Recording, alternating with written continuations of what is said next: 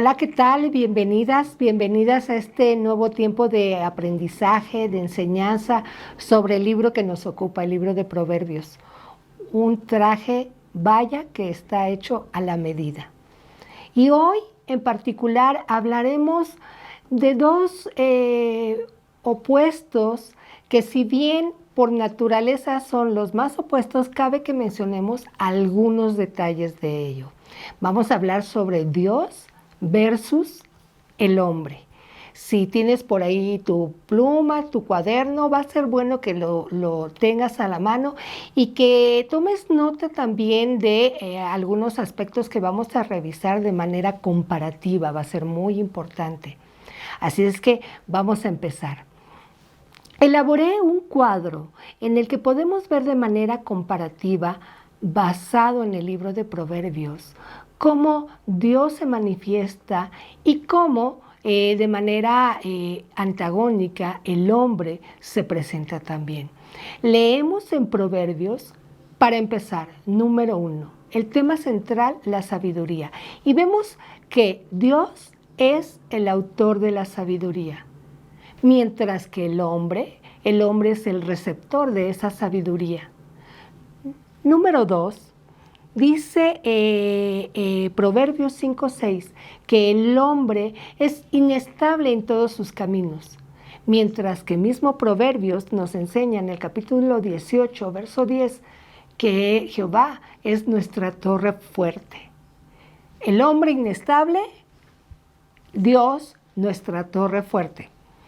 Número 3, dice Proverbios 16:1, que el hombre dispone en su corazón, pero es Dios quien da la respuesta.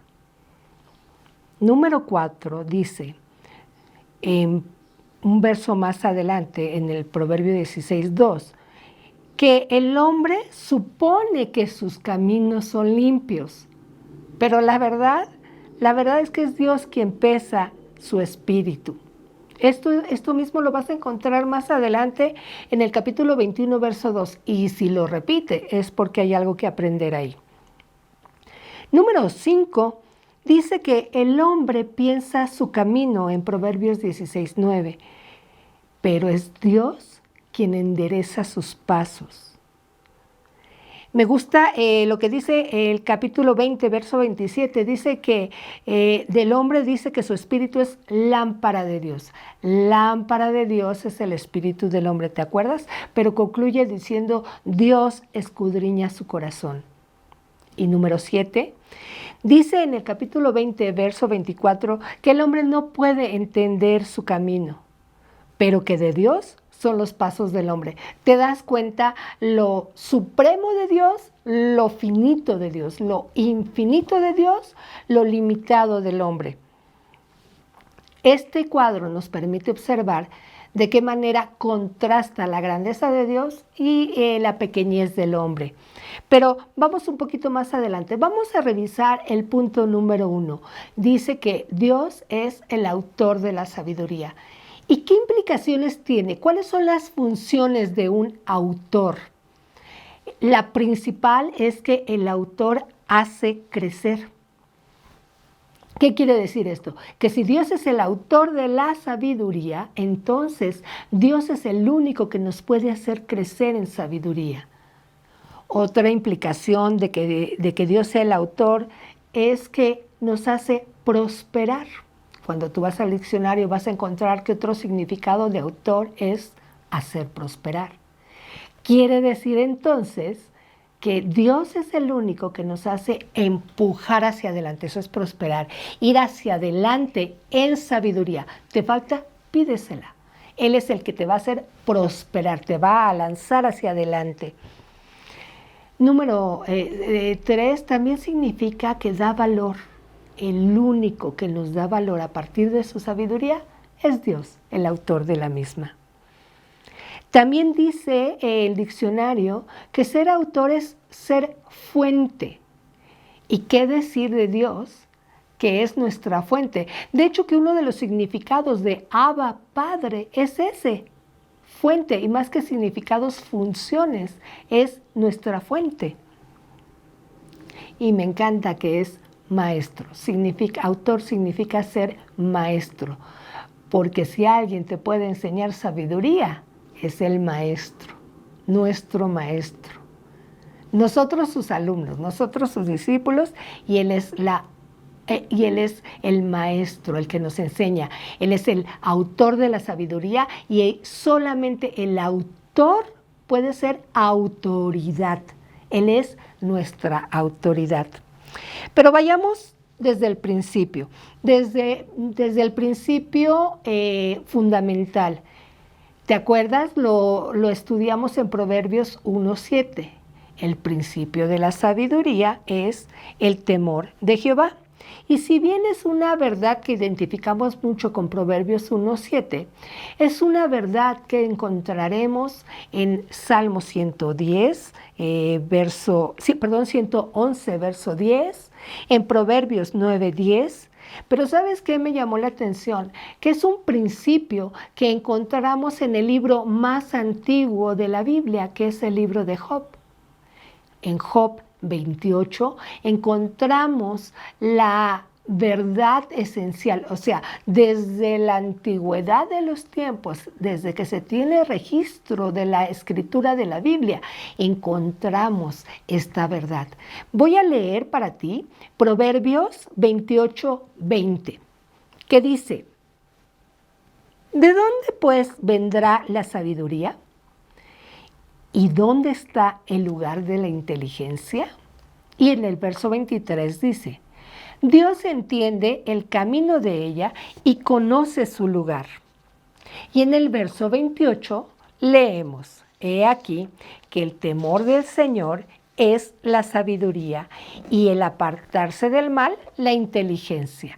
¿Y cómo no va a conocer Dios el camino de la sabiduría si Dios es el autor de la sabiduría? Y entonces, en ese conocer en dónde está y conocer su lugar, le dice al hombre: he aquí que el temor del Señor es la sabiduría. Fíjate, desde la antigüedad encontramos esta verdad. Ahora, vayamos por partes. Ya Lucero nos explicó la palabra principio, la palabra sabiduría, la palabra temor. Le dedicó todo un día para estudiarlo. Y vaya, antes de que me digas, ya me lo sé, te voy a pedir que te quedes hasta el final, que no te pierdas la oportunidad. Tal vez haya algo que puedas aprender, no lo deseches entonces. Primero nos enseñó de este principio como verdad. El principio de la sabiduría es el temor de Jehová, la palabra principio. Y nos enseñó que la palabra principio es primero en lugar. Si la palabra principio es primero en lugar, entonces podemos leer que lo primero de la sabiduría es el temor de Jehová. En primer lugar, en la sabiduría está el temor de Jehová. Nos dijo que también significaba comienzo. Entonces podemos leer que el comienzo de la sabiduría es el temor de Jehová. El origen de la sabiduría es el temor de Jehová. Luego nos dijo que era principal. Entonces quiere decir que lo principal de la sabiduría, lo más importante de la sabiduría, es el temor de Jehová. Y quiero añadir un sentido más a esta palabra que también nos lo enseña el diccionario, y es el primer fruto, porque entonces podemos leer: el primer fruto de la sabiduría es el temor de Jehová. Quiere decir entonces que el principio de la sabiduría es un tema de productividad, de llevar fruto, de llevar abundante fruto y que éste permanezca. Entonces, el primer fruto de la sabiduría, lo primero que va a aflorar en ti, es el temor de Jehová. También nos habló del temor de Jehová, del temor. Explicaba que era reverencia y me gustaría añadir, a mí me ayuda la definición de temor como efectivamente algo que no da miedo. Por el contrario, el temor es la respuesta consciente del hombre ante los atributos de Dios. Fíjate, si Dios es omnisciente, entonces Tú, cuando estás consciente de su omnisciencia, tienes que modificar tu conducta.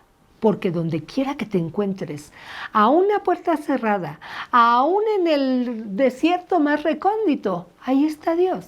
Lo dice el Salmo 139, ¿lo recuerdas? Que Él sea omnipresente, pero que tú estés consciente de eso, te lleva a actuar diferente. Su omnisciencia.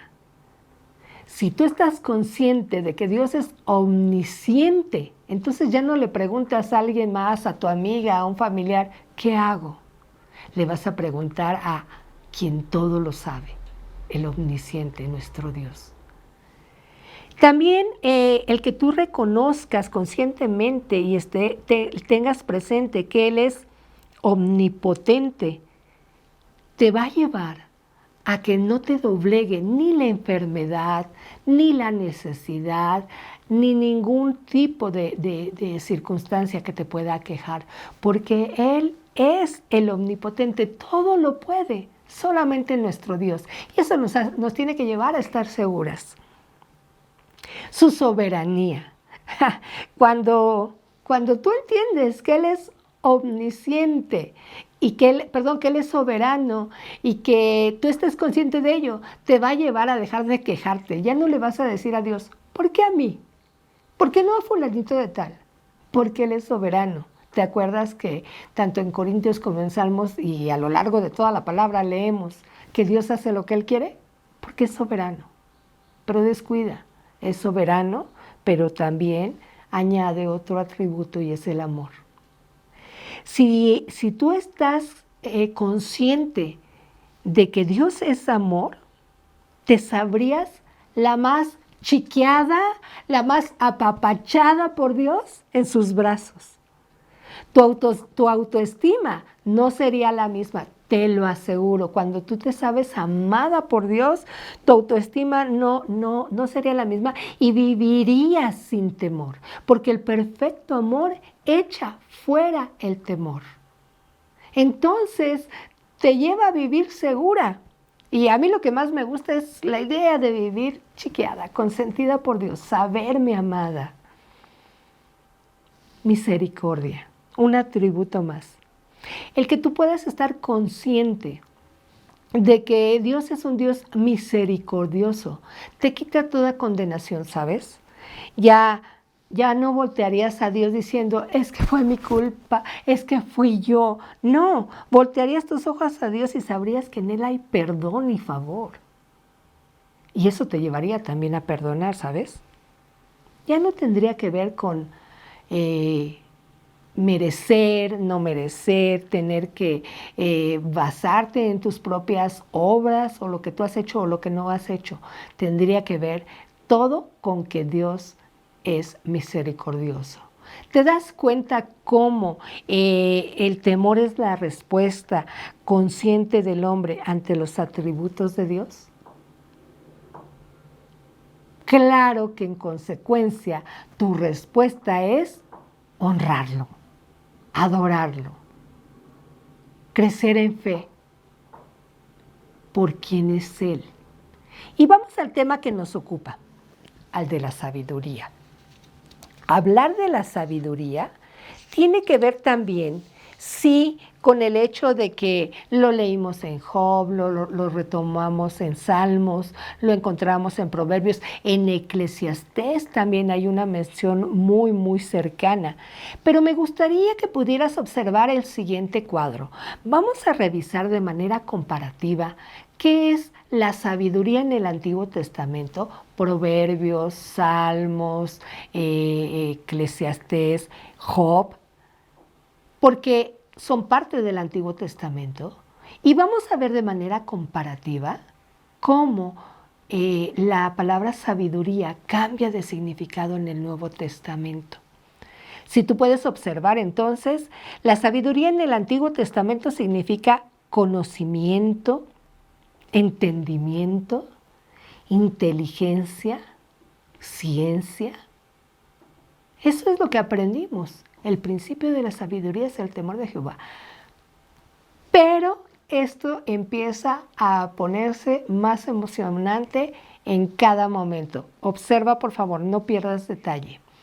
La sabiduría en el Nuevo Testamento la encontramos en Primera de Corintios 1:30. ¿Te parece? Vamos para allá. Primera de Corintios 1:30. Mas por Él están ustedes en Cristo Jesús, el cual nos ha sido hecho por Dios sabiduría, justificación, santificación y redención.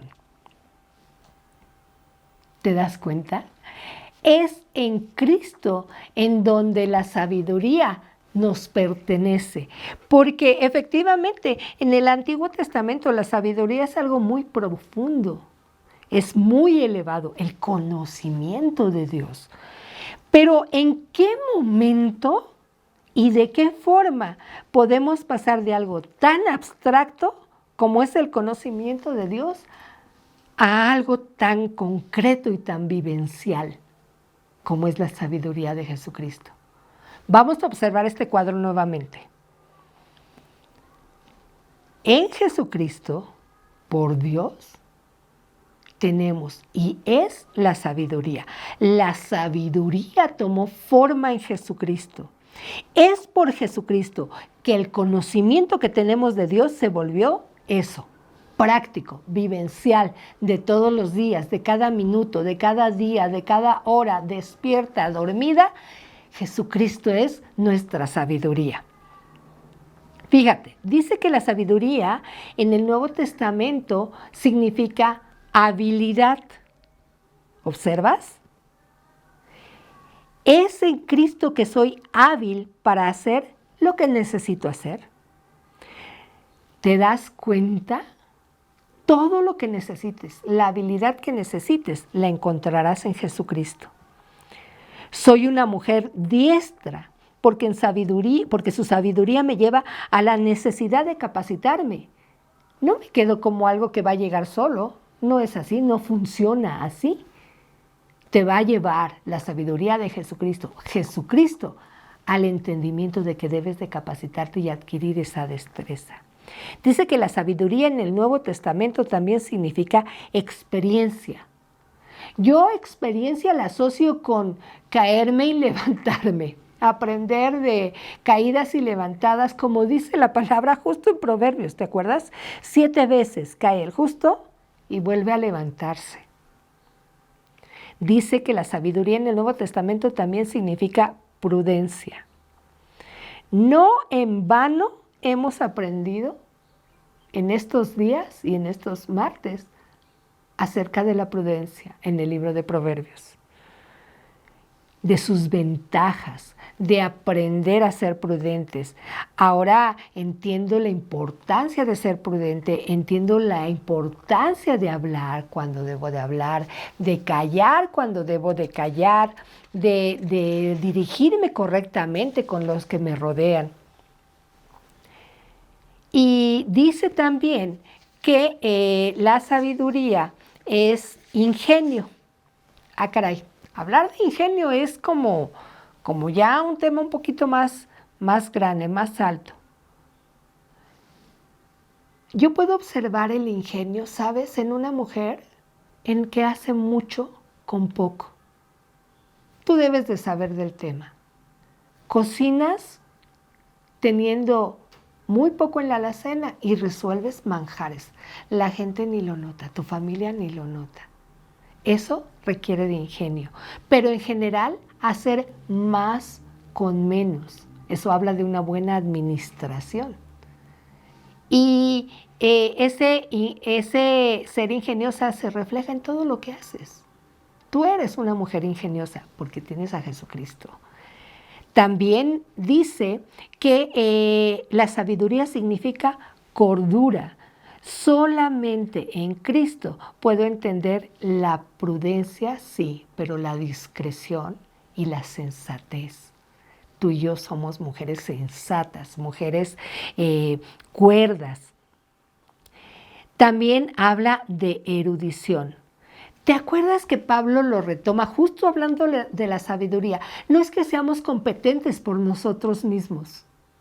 Es que nuestra competencia proviene de Dios. Claro, porque Jesucristo es nuestra sabiduría. Dice también que sabiduría en el Nuevo Testamento significa sagacidad, significa perspicacia, astucia, erudición, pero también significa arte. Y arte lo puedo llevar a cabo a través de Jesucristo en mi relación con mis hijos, en mi relación con mi esposo, en mi relación con mis familiares políticos. Es todo un arte las relaciones sociales, pero también es todo un arte que podemos lograr a través de Jesucristo, porque Jesucristo nos fue hecho. Leímos que estamos en Jesucristo y nos ha sido por Dios sabiduría. Incluso, permíteme ir a algo muy, muy práctico. ¿Tú creerías que cocinar es tema de todos los días y monótono? También ahí hay arte. Y no te ofendas, no pienses que me estoy refiriendo a rebajar el conocimiento de Dios a un plato de arroz. No, me refiero a que en el hacer día a día, en tu quehacer cotidiano, Dios mora en ti, por su sabiduría Jesucristo mora en ti, porque Jesucristo es tu sabiduría y vives agradecido. Y vives contento con lo que tienes. Entonces, se vuelve un tema de carácter, ¿no? La sabiduría. Cristo es nuestra sabiduría. Y dice, por último, que también significa filosofía, que lo que traducimos es amor a la sabiduría. ¿Y cómo no vivir en adoración, amando y agradeciendo al autor de la sabiduría, que es Jesucristo? Si ya con Dios estamos en Cristo Jesús, Él nos ha sido hecho sabiduría. ¿Cómo no vivir adorando? Si Jesucristo es nuestra sabiduría, se personificó, la sabiduría tomó forma de ese conocimiento lejano del Antiguo Testamento. Ahora en Jesucristo es algo de todos los días, de cada momento, del corazón, de lo que nos rodea, de lo que hacemos, de lo que pensamos, de lo que meditamos, de lo que concluimos de nosotras mismas. Y te digo un dato curioso para finalizar. Sabiduría en español sí tiene que ver con saber, pero también tiene que ver con sabor. Tomarle sabor a las cosas. De ahí que lo que pruebas es lo que sabes. Dices, me sabe bien o me sabe mal algo. Bueno, sabiduría también tiene que ver con saber. Entonces, es algo que puedes probar, que puedes saborear, que puedes disfrutar, que puedes tomar y más cuando entiendes que el principio de la sabiduría es el temor de Jehová y que Jesucristo es nuestra sabiduría. Por eso la sabiduría se vuelve algo de todos los días. Así que pruébalo, saboréalo, disfrútalo, disfruta que Jesucristo es la sabiduría. Buen provecho. Dios te bendiga. Hasta luego.